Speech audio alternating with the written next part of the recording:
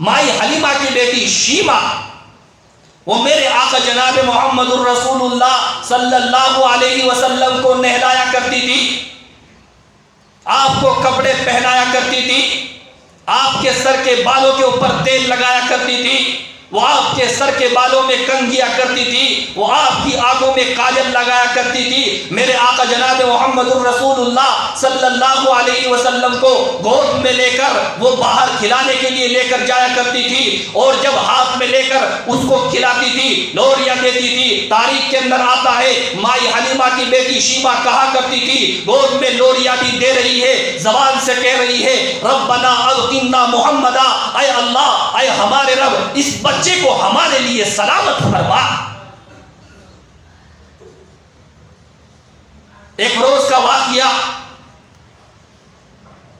مائی حلیمہ کی بیٹی شیمہ بکریوں کو لے کر جنگل میں چرانے جایا کرتی تھی۔ روزانہ کا معمول یہی تھا، گھر کے اندر کوئی بھی ایسا نہیں تھا جو بکریوں کو جنگل میں لے جا کر چرا سکے۔ شیمہ یہ بڑی بچی تھی، بکریوں کو لے جاتی تھی اور گھاس پھوس کھلا کر لایا کرتی تھی۔ ایک دن صبح ہو جاتی ہے، سورج نکل جاتا ہے، کافی دیر ہو جاتی ہے، حلیمہ کی بیٹی شیمہ نہیں اٹھتی ہے۔ والدہ آتی ہے، مائی حلیمہ آ کر جگاتی ہے، اے شیمہ اٹھو، کافی دیر ہو چکی ہے، سورج کافی دیر سے نکل چکا ہے، دن چڑھ چکا ہے، تم آج کیوں نہیں اٹھ رہی ہے؟ وہ اوں اور ای کر کے پھر سو جاتی ہے۔ کچھ دیر کے بعد ماں پھر آتی ہے، پھر ہلاتی ہے، جگاتی ہے، وہ کہتی ہے اماں آج میں اس وقت تک بکریوں کو لے کر جنگل میں نہیں جاؤں گی جب تک تم میرے ساتھ محمد نامی بچے کو نہیں بھیجو گے، اس چمک دمک والے حسن و جمال والے پیکر کو میرے ساتھ نہیں بھیجو گے۔ بیٹا یہ ابھی چھوٹا ہے، یہ ابھی بہت چھوٹا ہے، تمہارے ساتھ نہیں جا سکتا اور ہم بھی نہیں جا سکتے ہیں، میں بھی بوڑھی ہوں، تمہارا والد بھی بوڑھا ہے، اور محمد نامی بچہ یہ چھوٹا بچہ ہے، دودھ پیتا بچہ ہے، تم اس بچے کو لے کر جاؤ گے، تم بچے کو کھلاؤ گے، بچے کو سنبھالو گے یا بکریوں کو سنبھالو گے، بکریوں کو کھلاؤ گے پلاؤ گے، تم کیا کرو گے؟ بچے کے لے جانے میں تمہیں پریشانی ہے، تمہیں دقت کا سامنا کرنا پڑے گا، تمہیں مصیبت اٹھانی پڑے گی۔ وہ کہنے لگی اماں مصیبتیں اٹھاؤں، پریشانی اٹھاؤں، دقتیں اٹھاؤں، کچھ بھی ہو، اگر محمد کو میرے ساتھ بھیجتے ہو تمہاری بکریاں جنگل میں جائے گی، اور اگر محمد نامی بچے کو آج نہیں بھیجتے ہو تمہاری بکریاں یہی آج بھوکی مرے گی، میں بھی لے جانے والی نہیں۔ بیٹا آج تم اتنی ضد کیوں کر رہی ہو؟ بات کیا ہے؟ واقعہ کیا ہے؟ تھوڑی کھل کر بات کیجئے۔ حلیمہ کی بیٹی شیمہ کہتی ہے اماں میں ایک دن اس محمد نامی بچے کو جنگل میں لے کر گئی تھی، بکریوں کو بھی چرا رہی تھی، محمد نامی بچے کو اپنے سینے سے لگا کر لے کر گئی تھی۔ اماں میں نے اس وقت 3 چیزیں دیکھی تھی جو آج تک میں نے زندگی کے اندر نہیں دیکھی ہے، اسی لیے میں ضد کر رہی ہوں۔ بیٹا تم نے جنگل میں کیا دیکھا ہے اور وہ 3 چیزیں کیا ہے جس کی وجہ سے آج تم ضد پکڑی ہوئی ہو اور اب اڑ کر بیٹھ گئی ہو؟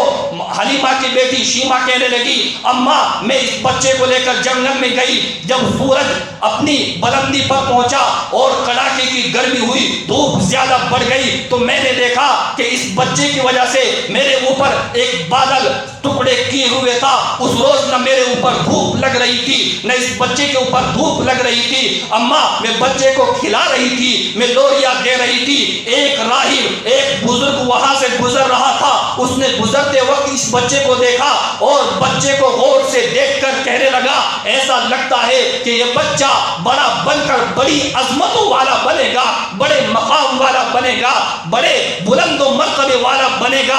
اماں مجھے بہت اچھا لگا کہ میرے بھائی کی کسی نے تعریف کی ہے، اس کی آنے والے دنوں کے اندر اس کے بلند مقام ہونے کی خبر دی ہے، مجھے بہت اچھا لگا۔